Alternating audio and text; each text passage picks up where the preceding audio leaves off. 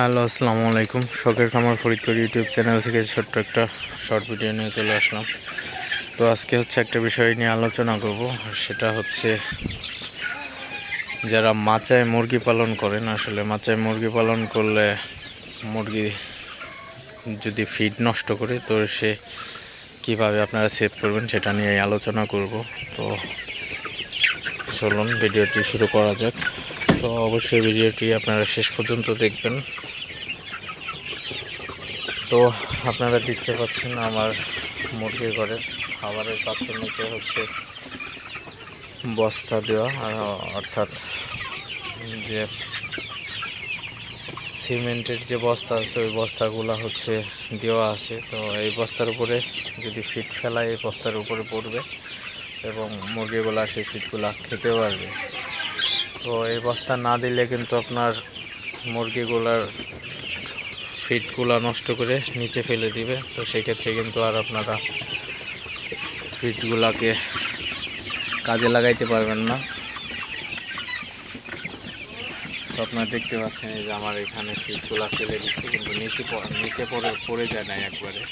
তো এই খাবারগুলো খাইতে পারবে। তো এটাই টেকনিক। তো আপনারা এই জিনিসটা অবলম্বন করবেন, তাহলে কিন্তু মুরগির খাবারগুলা যতটা নষ্ট হইতো প্রায় 95% কিন্তু সেভ করা যাবে এইভাবে। তো অনেক সময় সোনালী মুরগি আপনার কিন্তু খাবার নষ্ট করে প্রচুর পরিমাণে। তো সেক্ষেত্রে কিন্তু খামারিদের অনেক লস হয়ে যায়। লস বলতে খাবার কিন্তু অনেক নষ্ট হয়ে যায়। তো এই নষ্ট হওয়ার হাত থেকে অবশ্যই আপনারা খাবার পাত্রের নিচে অবশ্যই সিমেন্টের বস্তা অথবা যে কোনো কিছু আপনারা দিয়ে দিতে পারেন, তাহলে কিন্তু খাবারগুলো নষ্ট হবে না। এতে করে কিন্তু অনেক সেভ হবে এবং খাবার সাশ্রয়ী হবে। তো আপনারা এইভাবে সবগুলা খাবার পাত্রের নিচে কিন্তু এইভাবে সিমেন্টের বস্তা দিয়ে দিতে পারেন, তাহলে কিন্তু আপনার অনেকাংশে ভালো হবে।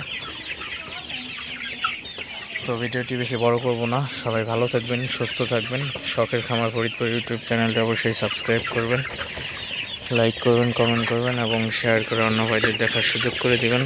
তো দেখা হবে অন্য কোনো নতুন ভিডিওতে নতুন কোনো তথ্য নিয়ে। সে পর্যন্ত সবাই ভালো থাকবেন। আল্লাহ হাফিজ।